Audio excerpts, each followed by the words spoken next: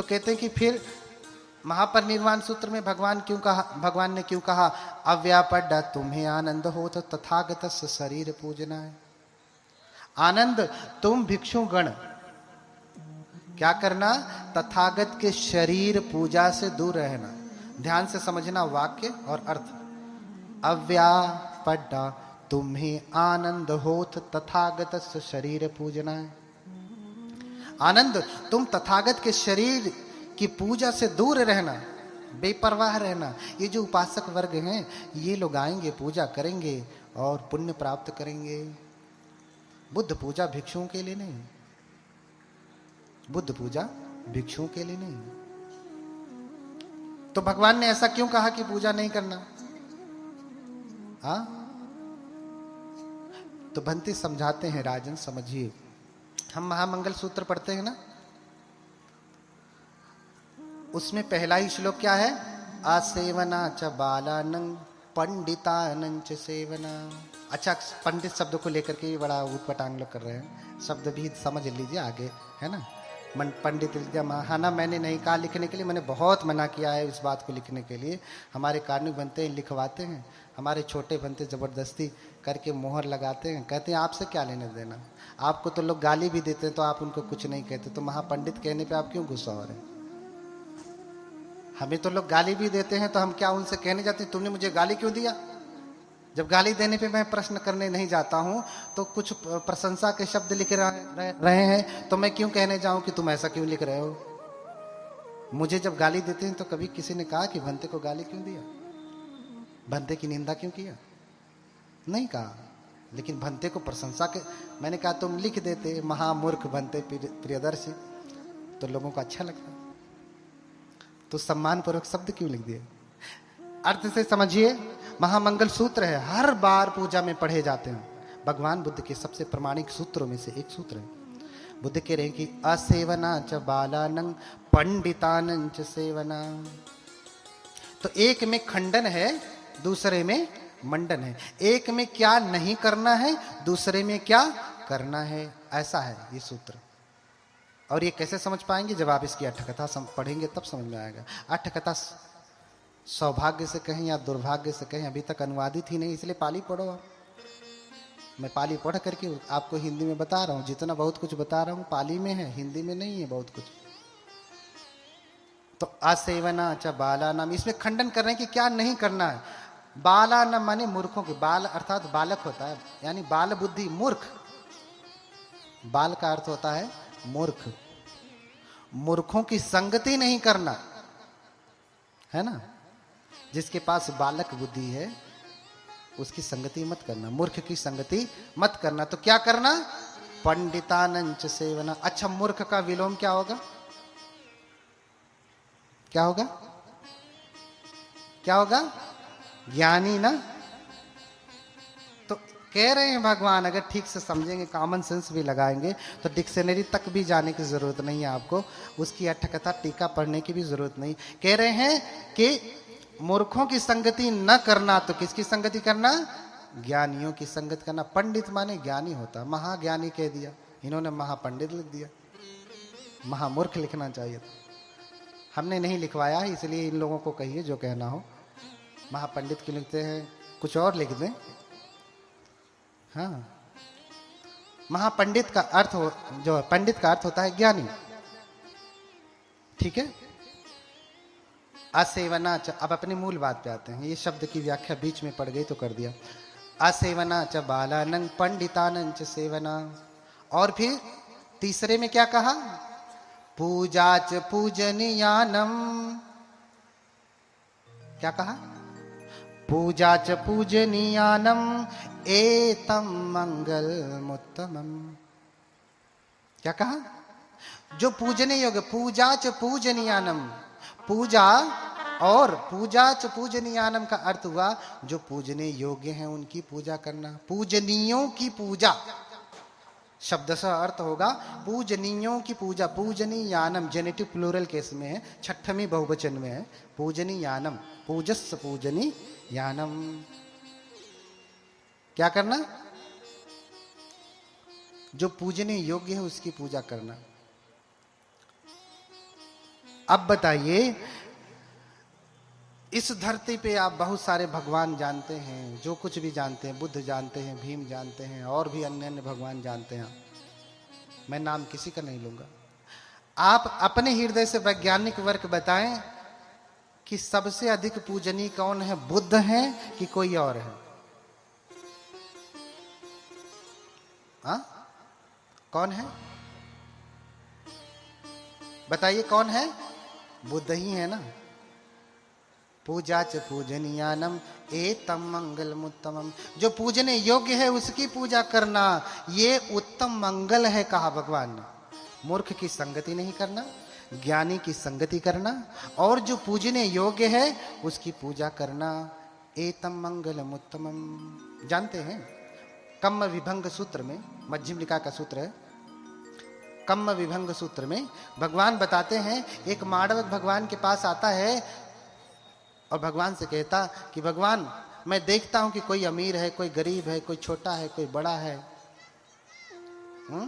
कोई नीच है, कोई ऊंच है, कोई गोरा है, कोई काला है, कोई छोटा है, कोई बड़ा है, कोई सुंदर है, कोई कुरूप है, नाना प्रकार का ये भेद हमेशा दिखता है। यही देख लीजिए, हजारों लोग बैठे हैं, हजारों में क्या सभी एक जैसे हैं? कोई ऊंचा है, कोई नीचा है, माने कोई छोटा है, कोई बड़ा है, कोई गोरा है, कोई काला है, कोई सुंदर है, कोई थोड़ा कम सुंदर है, कोई सांवला है, कोई काला पीला नीला, सारे प्रकार के लोग बैठे हैं ना।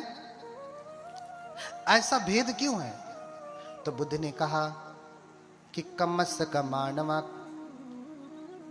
कम्मस्य का मानवा सत्ता कम में सत्य विभजती यदि दंहीन पणितया। मानव कर्म से ही सब कुछ होता है, इसलिए कर्म का पूरा सूत्र है सभ्य सत्ता कम्मस्य का, कम्म दायादा, कम्म योनि, कम्म बंधु, कम्म पटिसरणो, यं कम्मं करिष्यामि तस्य दायादो भविष्यामि इति सिक्खा करणीया। और फिर कहा तस्य दायादो भविष्यामि इति पब्बजितेन अभिन्नं पंचवेकितव्यम, ऐसा कहा। सारे जो सत्व हैं वो कर्म पे आधारित हैं, जो कुछ भी है वो कर्म पे आधारित है। आज इतनी अराजकता फैली है तो क्यों? क्योंकि कर्मचारी लोग ठीक से कर्म नहीं कर रहे। आज इतनी अराजकता फैली है, इतनी घुसखोरी फैली है तो क्यों? क्योंकि ठीक से कर्म नहीं करें। विदेश में नहीं है इतना, क्योंकि जो भी जिसको ड्यूटी मिलती है, जो भी पद सरकार देती है, उसको वो ईमानदारी से करते हैं, तो देश बड़ा ही तरक्की पे है। हमारा देश नहीं। क्यों? क्योंकि एक फाइल पे साइन कराने जाएंगे कागज पे, कहेगा वहां जाओ, वहां जाओ, वहां जाओ, वहां जाओ, वहां जाओ, महीने भर लगेगा एगो साइन कराने में। थोड़ा सा वजन रख दीजिए तो फिर तुरंत साइन हो जाएगा। थोड़ा सा वजन रख दिया रंगीन कागज का तो तुरंत अच्छा अल्लाह ये लाई। हेलमेट नहीं लगाया है तो तुरंत पकड़ लेगा, रोक रोक रोक रोक, हेलमेट नहीं लगाया है, तू तो बड़ा दुष्ट है, तूने नियम का बड़ा उल्लंघन किया है, तू तो बड़ा पापी है, चल तुझे फाइन लगेगा। अरे साहब कुछ मैनेज कर लीजिए, पीछे से हरी वाली नोट पकड़ा दीजिए जेब में, जा। अब तुम्हें पूरा ईमानदार बना के भेज दिया। 2 मिनट पहले इतना बेईमान, हरी पत्ती पकड़ाते ही ईमानदार बना के भेज दिया। ये सब क्या है? कर्म ही तो है। इसलिए उन्नति नहीं हो रही। सीट बेल्ट नहीं लगाया, गाड़ी का कागज दिखा, अरे साहब कुछ समझ लीजिए, जल्दी में निकल गया, ये थोड़ा ले लीजिए, मैनेज कर लीजिए। ठीक है, अच्छा अगली बार से ध्यान रखना। बोलिए भगवान बुद्ध की। तो कैसे कैसे कर्म होते हैं? कहते इद एकच्चो मानवो सक्करुन तो न सक्करोति, गरु करुन तो न गरुं करोति, मानिन तो न मानिन्ति, पूजन तो न पूजेति। कह रहे कि यहाँ एक प्रकार का मानव होता है, व्यक्ति होता है कि जो सत्कार करने योग्य है उसका सत्कार नहीं करता, जो गौरव करने योग्य है उसका गौरव नहीं करता, जो सम्मान करने योग्य है उसका सम्मान नहीं करता, जिसकी बात माननी चाहिए उसकी बात नहीं मानता, जिसको पूजना चाहिए पूजा तब्बम न पूजति, जो पूजा करने योग्य है उसकी पूजा नहीं करता। तो कहते हैं व्यक्ति सो परम कायस भेदा मरणं दुर्गति, दुखिले सो निर्यंग सोपपज्यति। तो मरने के बाद उसकी दुर्गति होती है, इसी जन्म में भी और मरने के बाद भी। मैंने कल ही बताया था, कुछ चीजें अस्पष्ट हैं तो कल मैंने स्पष्ट किया था कि कैसे एक माँ का बेटा, एक ही माँ के दो बेटे, एक संत हो जाता है, एक जंगली हो जाता है। कैसे होता है, क्यों, उसमें कर्म का क्या रोल है, वो कल उस दिन हमने व्याख्या कर दी। आज नहीं करूंगा, आज से और स्पष्टीकरण हो जाएगा आपको। तो जो पूजने योग्य है पूजा नहीं करता है तो उसका फल उसको ठीक से नहीं मिलता। हमारे अपने जो गरीब लोग हैं, जिसकी सच में पूजा करनी चाहिए उसकी पूजा नहीं करते। जब तक ये लोग बुद्ध पुरुषों की पूजा करते रहे तब तक ये संपन्न रहे। क्या रहे, संपन्न रहे। और जैसे ही जानते हैं बौद्ध धर्म भारत से नष्ट क्यों हुआ, क्यों नष्ट हुआ, कहते हैं कि बौद्ध धर्म में विकृति हो गई। बौद्ध के जो भिक्षु थे वो उसमें पंचमकार का उपयोग करने लगे। उसकी व्याख्या मैं करूंगा, पंचमकार की सही व्याख्या क्या है, क्योंकि मुझे उसके लिए कम से कम 2 घंटा चाहिए। पंचमकार क्या है, मोटे में समझे कि भिक्षु दुशील हो गए, उनका दुराचरण बढ़ गया, तीसरा सील खंडित होने लगा। अरे तो अन्य धर्मों में तो दुराचरण पहले भी था, आज भी है। हाँ, दासी देवदासी आप जानते ही है, मुझे ज्यादा कुछ बता नहीं। उनका धर्म तो नहीं नष्ट हुआ, बौद्ध धर्म नष्ट हो गया। ये मूल कारण नहीं। मूल कारण जब बौद्ध धर्म से थेरवाद, महायान यहां तक ठीक रहा, उसके बाद वज्रयान, तंत्रयान, मंत्र, फिर जब सहज यान बना, सहज यान में जब 84 सिद्ध हुए, 84 सिद्ध ऐसे ही वैज्ञानिक हुए हैं, ऐसे ही वैज्ञानिक हुए। पूजा करने से क्या होता है, नतंग विमोक्षति पूजा स्तूप नाशनम। हाँ, तुम्हारे पूजा के स्थान को, स्तूप को, आदि को नष्ट भी किया जाए तो भी तुम्हें चिंता नहीं करना चाहिए। अरे बुद्ध मूर्ति में थोड़ी ना, बुद्ध स्तूप में थोड़ी नहीं, बुद्ध तुम्हारे नालंदा में थोड़ी ना, बुद्ध तो हृदय है। हृदयस्थे बुद्धम, ये उन्हीं के शब्द हैं, हृदयस्थे बुद्धम। बुद्ध तो कहाँ है, हृदय स्थल में है। तुम्हारी मूर्ति में, तुम्हारे विहार में, हाँ, तुम्हारे इसमें नहीं है। तो जिसने नालंदा तोड़ा, भाई तोड़ लो। नहीं तो 6 महीने कहते हैं कि लाइब्रेरी जलती रही तो का सब मर गए थे, पानी नहीं डाल सकते थे, जला के चले गए। तो जला के खड़े थे 6 महीने कि नहीं, जब तक पूरा जल नहीं जाएगी लाइब्रेरी नालंदा की हम खड़े रहेंगे, ऐसा था क्या, नहीं ना। वो आग लगा के चले गए, तमाशा देख रहे, अरे जलने दो लाइब्रेरी, हम तो वैज्ञानिक आदमी हैं। लाइब्रेरी में, नालंदा में थोड़ी ना भगवान बुद्ध है, मूर्ति में थोड़ी ना भगवान बुद्ध, जलने दो। बुद्ध तो हृदयस्थ थे।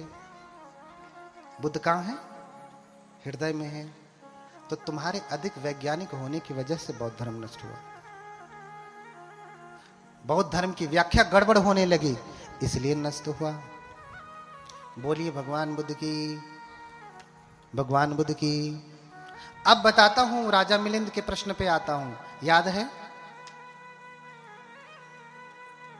तो भंते नागसेन ने उत्तर दिया कि राजन, बुद्ध महापरिनिर्वाण प्राप्त कर चुके हैं, लेकिन फिर भी अगर कोई पूजा करता है तो पूजा अचूक एवं सार्थक सिद्ध होती है। कैसे, कैसे सिद्ध होती है, कृपया उदाहरण देके बताएं। उदाहरण देके बताया भंते नागसेन ने। क्या बताया,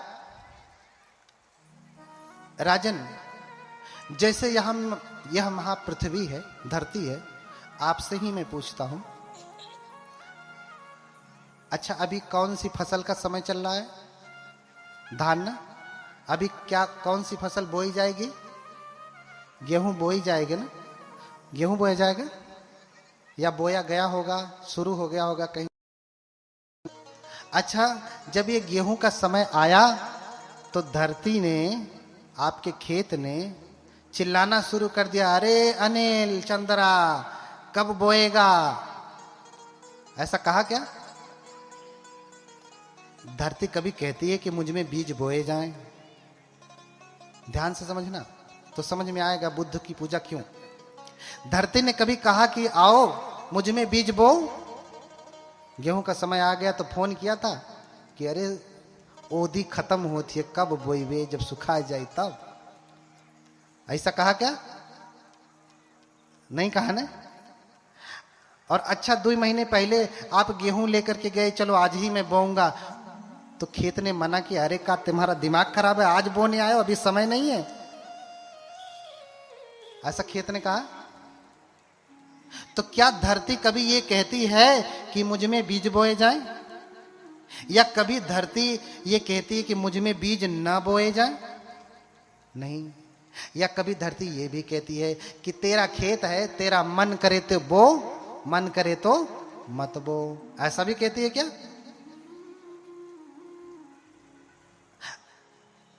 तो राजन, धरती चाहे कहे या ना कहे, जब आपको फसल चाहिए तो आप क्या करते हैं?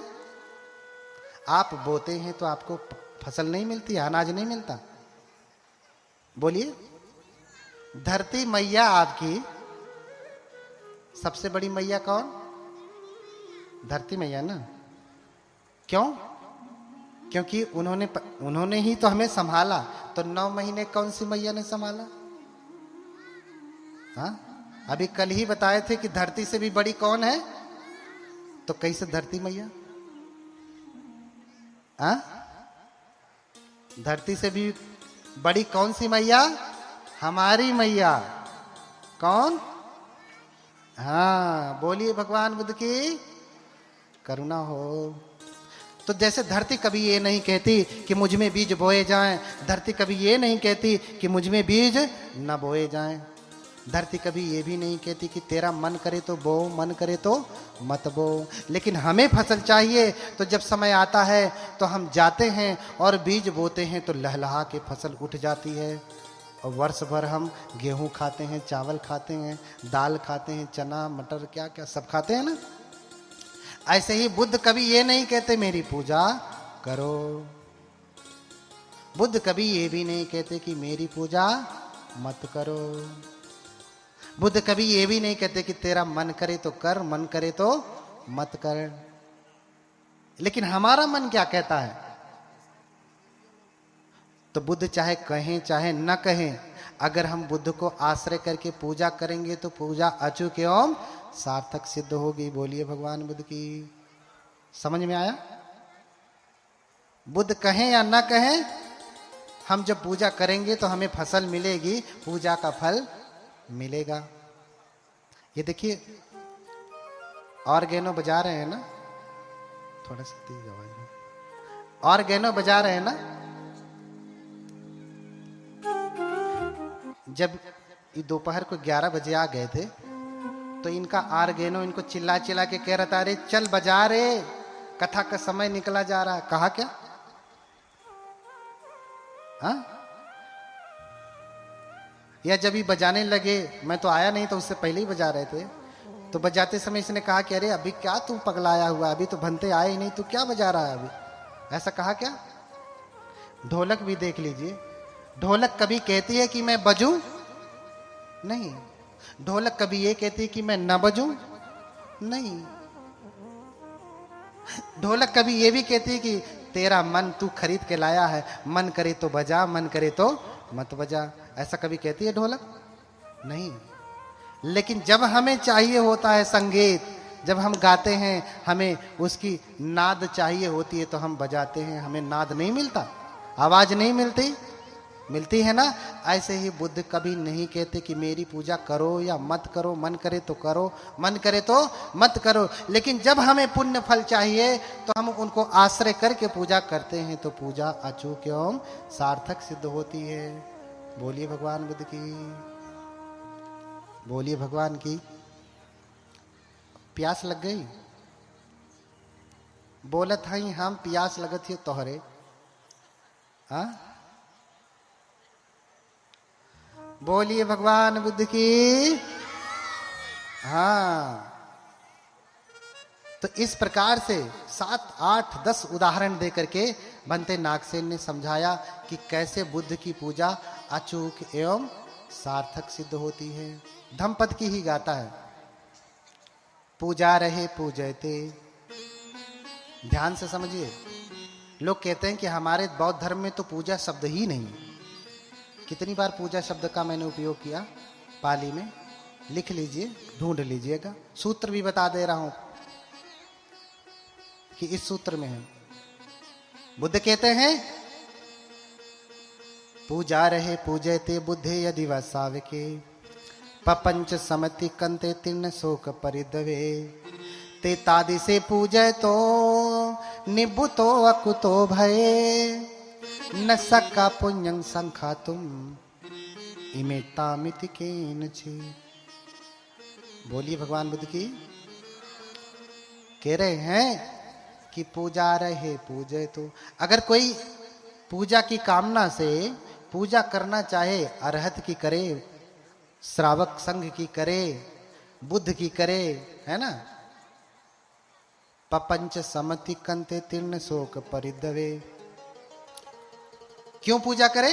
क्योंकि भगवान का जो श्रावक है, भगवान के जो श्रावक संघ हैं, वो तीनों शोकों को नष्ट करने में लगे हुए हैं। राग द्वेष मोह रूपी शोक जो है, जो आर्य की भांति तीर्णंग शोकानंग, जो तीन शोक हैं वो आर्य की तरह से चुभते रहते हैं, उनको नष्ट करने में लगे हुए हैं। पपंच समति कंते तीर्ण शोक परिदवे। इन तीन शोकों का जो प्रपंच चल रहा है हमेशा, कभी राग जगता है, कभी द्वेष जगता है, कभी मोह जगता है, ये प्रपंच चलता रहता है, चलता रहता है, चलता रहता है। हाँ?